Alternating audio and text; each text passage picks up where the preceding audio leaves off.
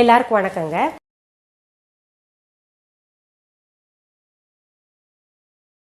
என்கிட்ட ரொம்ப நாளாவே நிறைய பேர் சாஃப்ட் சப்பாத்தி செய்யறது எப்படின்னு சொல்லிட்டு கேட்டுட்டு இருக்கீங்க.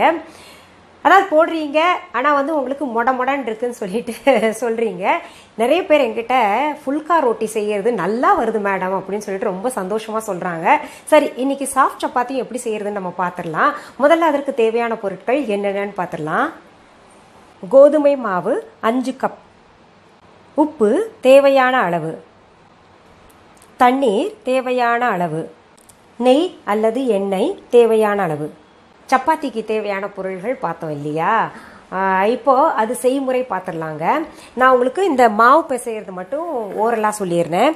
இந்த மாவில் கொஞ்சம் நம்ம தொட்டு உருட்டுறதுக்காக கொஞ்சம் எடுத்து வச்சிடலாங்க. 1 கப் போல் எடுத்து வச்சுக்கோங்க. மீத 4 கப்பு மாவில் என்ன பண்ணும், நம்ம தண்ணி உப்பு அது மட்டும் சேருங்க, வேற எதுவுமே வேண்டாம். அதுலேயே சாஃப்ட் சப்பாத்தி நல்லா போடலாம். ஒரு சில எண்ணெய் இல்லாட்டி நெய் இல்லை பால் எல்லாம் போடுறாங்க, அதெல்லாம் தேவையில்லை. இப்போ நம்ம இந்த தண்ணியும் உப்பு மட்டும் சேர்த்துட்டு நல்ல மாவு பிசைஞ்சுக்கணுங்க. தண்ணியாகவும் இல்லாமல் கெட்டியாகவும் இல்லாமல் பிசைஞ்சுக்கணும். அப்படி நான் பிசைஞ்சு வச்சுருக்கேன் பாருங்க மாவு. அதாவது அது பிசைஞ்சு வச்சு ஒரு 10 நிமிஷம் ஊற வைக்கணும். பாருங்க, நம்ம பிசைஞ்சு வச்ச மாவில் இந்த விரல் நல்லா பதியணுங்க. அந்த அளவுக்கு பிசைஞ்சு வச்சுக்கணும். ஊற வச்ச மாவை இன்னொரு முறை எடுத்துங்க. அதில் இருக்கிற காற்று, அந்த பபிள்ஸ் எல்லாம் இருக்கும்ல, அது போகிற அளவுக்கு இன்னொரு முறை பிசைஞ்சுக்கணும். இன்னும் சாஃப்ட் ஆக்கிக்கணும். நீங்கள் இன்னும் தெளிவாக வேணும்னா ஃபுல்கா ரொட்டி அப்படின்னு சொல்லிட்டு நான் ஒரு எபிசோட் போட்டிருக்கேன். அதில் போய் பாருங்கள். அதில் மாவு பிசைறது எப்படின்னு நான் சொல்லி கொடுத்துருப்பேன் முழுசாவே. இப்போது இந்த மாவை காஞ்ச மாவு தொட்டு தொட்டு உருண்டையாக்கிக்கலாம். அந்த உருண்டையாக்கும் போது தான் பார்த்தீங்கன்னா ஸ்பிளிட்டன்ஸ் எல்லாம் பார்த்துக்கணுங்க. இங்கே பாருங்கள், நிறைய பேர் இதுதான் க்ளோஸ்அப்பில் காமிங்க மேடம் சொல்லிட்டு இருந்தாங்க. இங்கே பாருங்கள், நம்ம சுற்றி சுற்றி சுற்றி சுற்றி கொண்டு வந்தோன்னு வைங்களேன், இப்படி மேலே இந்த மாதிரி ஒரு இடத்துல சேர்ந்துக்கும் ஸ்பிளிட்டன்ஸ் எல்லாம். சேர்ந்த பின்னாடி இப்படி திருப்பி பாருங்களேன், சாஃப்டாக இருக்கும். ஒரு இதுவும் வெடிப்பும் இருக்கக்கூடாது. இதெல்லாம் சின்ன சின்ன விஷயம். அது செய்யறதுனால தான் நிறைய பேர் சப்பாத்தி சாஃப்டாக வரும். இப்போது இந்த உருண்டைகள் இருக்கு இல்லையா, அதை நம்ம உருட்டலாம். இதை உருட்டுறதுக்கு முன்னாடி நம்ம ஒரு தவாவை எடுத்து அடுப்பில் வச்சிடலாங்க. அது சூடாகிக்கிட்டு இருக்கட்டும். நம்ம உருட்டுறதுலையும் பார்த்தீங்கன்னா சரியாக உருட்டணுங்க. இங்கே பாருங்கள், இதில் நான் நெய் பயன்படுத்துகிறேன். நெய் அல்லது எண்ணெய் நீங்கள் பயன்படுத்துங்க. இப்போ சும்மா பேருக்காக கொஞ்சம் எண்ணெய் தடவிக்கணுங்க. அதில் எண்ணெய் இல்லாட்டி நெய். இப்போ பாருங்கள், இது இந்த சாரி மடிப்பு எடுப்போம் இல்லையா, அந்த மாதிரி மடிப்பெடுங்க. எடுத்து இப்படி எல்லாத்தையும் ஒன்றா சேர்த்துருங்க. சேர்த்துட்டு திருப்பி இப்படி வச்சுக்கோங்க. அதே மாதிரி நான் எல்லா சப்பாத்திக்கும் செய்கிறேங்க, எல்லா உருண்டைகளுக்கும். இன்னொரு முறை செய்கிறேன் பாருங்க.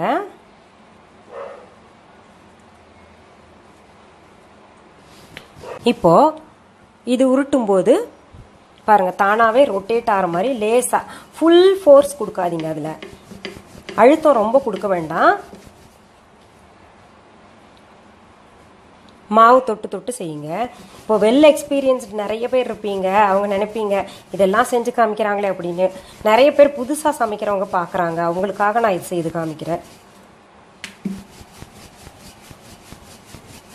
இங்கே பாருங்க, தானாக ரோல் ஆகுது பார்த்தீங்களா? அது ரொம்ப முக்கியம். அப்படி இருந்துச்சுன்னா சாஃப்டாக ஈவனாக வருங்க.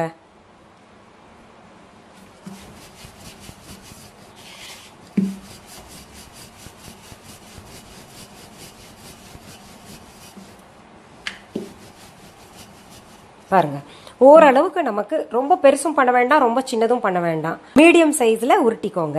இப்போ அங்கே தவா சூடாயிருச்சுங்க. இந்த தவாவும் என்ன பண்ணணும்னா, நம்ம மீடியம் ஃப்ளேம் இல்லாட்டி ஹை ஃப்ளேம் வச்சுக்கோங்க. ஹை ஃப்ளேமில் சுடும்போது நமக்கு சாஃப்டாக வருங்க. அதுக்குள்ளே நம்ம இன்னொன்று உருட்டிடலாம். நிறைய பேர் என்ன பண்ணுறீங்க, இந்த உருட்டிட்டு மொதவே நியூஸ் பேப்பரில் போடுறீங்க. அதெல்லாம் பண்ண வேண்டாம். ஏன்னா நியூஸ் பேப்பரில் இருக்கக்கூடிய கெமிக்கல் எல்லாம் அதில் ஒட்டுச்சுன்னா நமக்கு அது பக்க விளைவுகள் ஏதாவது ஏற்படுத்தும்.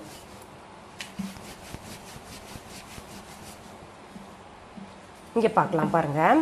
இங்கே நமக்கு ஃபஸ்ட் டைம் போட்டிருக்கோம் இல்லையா, இங்கே லைட்டாக பபிள்ஸ் மாதிரி எழும்பும். அப்போது நமக்கு அது ஒரு இண்டிகேஷன், நமக்கு திருப்பி போடணும் அப்படின்ற மாதிரி. இப்போ ஃபஸ்ட் டைம் திருப்பி போட்டிருக்கோம் இல்லையா, அங்கே லேசாக எண்ணெய் அல்லது நெய் தடவிக்கோங்க.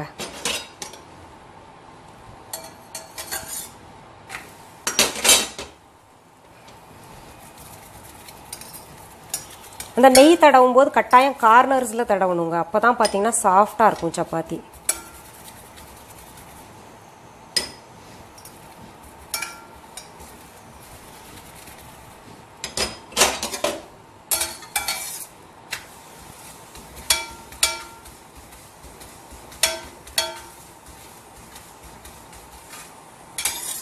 இப்போ இதுக்கு மேலே சுடக்கூடாது, அவ்வளோதான். அந்த ப்ரௌன் ஸ்பாட்ஸ் வந்து ஓரளவுக்கு தான் இருக்கணும்.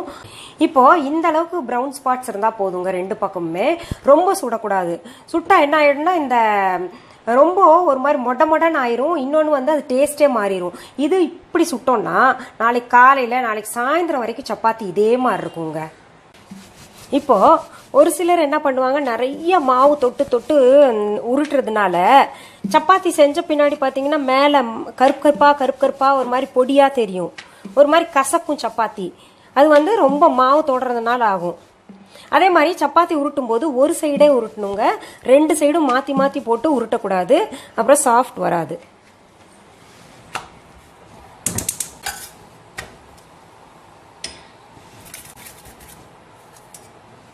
இங்கே பாருங்க, இப்போ சப்பாத்தி வந்து உங்களுக்கு துணி போல் மடிக்கலாம், எப்படி வேணா. அவ்வளோ ஃப்ளெக்சிபிளாக இருக்கணும், அந்த மொடன்னு இல்லாமல் இருக்கணும். நீங்கள் வந்து நாளைக்கு சாயந்தரம் வரைக்கும் எடுத்தீங்கன்னா கூட இந்த சப்பாத்தி இதே மாதிரி தான் இருக்கும். ஆறுன பின்னாடி இதோட தன்மை வந்து மாறாது. இப்போ நீங்க சப்பாத்தி சுலபமா செய்ய கத்திருந்திருப்பீங்க. ஏன்னா எல்லாருக்குமே அந்த ஹார்டா வர்றதுனால தான் ஒரு மாதிரி ஜவ்வு மாதிரி இழுக்கிறது, இல்ல ஹார்டா இருக்கிறதுனால சப்பாத்தி சாப்பிட்றதையே வெறுக்க ஆரம்பிச்சிட்டாங்க. நிறைய பேர் சொல்றாங்க சப்பாத்தினா எங்களுக்கு பிடிக்காது அப்படின்னு சொல்லிட்டு. ஏன்னா நிறைய கிரேவி செய்யறதுக்கு இந்த சப்பாத்தி வந்து ரொம்ப சுவையா இருக்கும். நீங்க செஞ்சு பார்த்துட்டு எனக்கு கமெண்ட் பாக்ஸ்ல கமெண்ட் பண்ணுங்க எப்படி வந்ததுன்னு சொல்லிட்டு. சரி, அடுத்த எபிசோட்ல மீண்டும் உங்களை அடுத்த தலைப்புல சந்திக்கிறேன். நன்றி, வணக்கம். அன்பான வாடிக்கையாளர்களே, உங்கள் விஹா ஸ்டோரில் பூஜை பொருட்கள், சிலைகள், ராசிக்கற்கள், வாஸ்து பொருட்கள், விதைகள், பாரம்பரிய அரிசி வகைகள், சிறுதானியங்கள், ஆர்கானிக் பொருட்கள், மூலிகை எண்ணெய், மளிகை பொருட்கள், மரச்செக்கு எண்ணெய், மரப்பொருட்கள், வெள்ளி ஆபரணங்கள், கிஃப்ட் ஆர்டிகல்ஸ், காட்டன் மற்றும் பட்டு புடவைகள், காட்டன் சுடிதார்கள், பட்டு பாவாடை, குழந்தைகளுக்கான விளையாட்டு பொருட்கள், ஹை குவாலிட்டி இமிடேஷன் நகைகள், வீட்டு உபயோக பொருட்கள், ஜூட் பேக்ஸ், ஹேண்ட்மேட் சோப்ஸ், அழகு சாதன பொருட்கள், சிறுதானிய பிஸ்கெட்டுகள், ஹோம் அப்ளையன்சஸ், இன்னும் பற்பல பொருட்கள் விற்பனைக்குள்ளது. விஹா ப்ராடக்ட்களை நீங்கள் வாங்க விரும்பினால் அது எங்களுடைய viha.online வெப்சைட் மற்றும் சென்னை ராஜா அண்ணாமலைபுரத்தில் உள்ள எங்கள் விஹா ஸ்டோரில் மட்டுமே கிடைக்கும் என்பதை தெரிவித்துக் கொள்கிறோம். வேறு எந்த ஆன்லைன் வெப்சைட்களிலும் விஹா ப்ராடக்ட்கள் விற்பனைக்கு கிடையாது என்பதை நீங்கள் கவனத்தில் கொள்ள வேண்டும். எங்கள் விஹா ஸ்டோரின் விலாசத்தை கண்டறிய கூகுள் மேப்ஸில் விஹா ஸ்டோர் என்று டைப் செய்தால் வழியை கண்டறியலாம். www.viha.online வெப்சைட்டிலும் விஹா ஸ்டோரின் அட்ரஸ் உள்ளது.